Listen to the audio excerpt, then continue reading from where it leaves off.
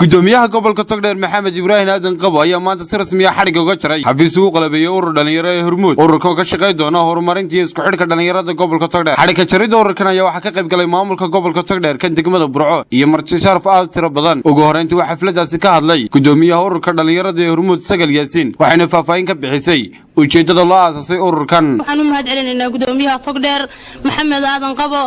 aad iyo aad bad gudoomiyaha u mahadsantahay in badan baan ku mahadcelinaynaa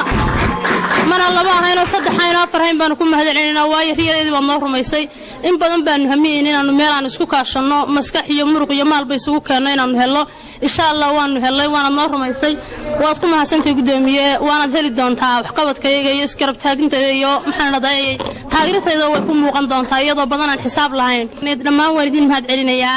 waxaan leeyahay walaalayaal hirba inoo muuqda caleen ba inoo muuqata hilaac baynu aragnaa waynu heli doonaa in badan baa la lahaa dhalinyaradu way taariibaysaa oo dhul kale ku hamiyeysaa laakiin maanta dalkeena baynu ku hamiyeynaa sidoo kale waxa iyaguna munaasabadaasi ka hadlay salaadiin waxgarad iyo haween iyo dhalinyaro aad tiro badan waxayna dhammaantoodba taageero la barbar istaagan ururkan iyagoona uga mahadnaqay gudoomiyaha gobolka Togdheer waxaan ku soo noqday hadda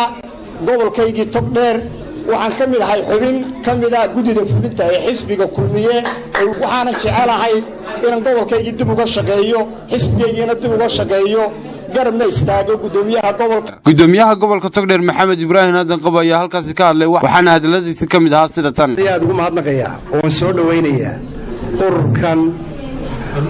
Hormuud oo runtii fikirka ay ila yimaadeen runtii kamid dhaliyay oo muujiyay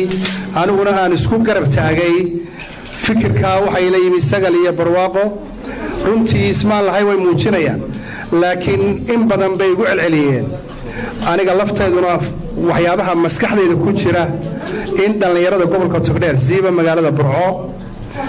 in la activate gareeyo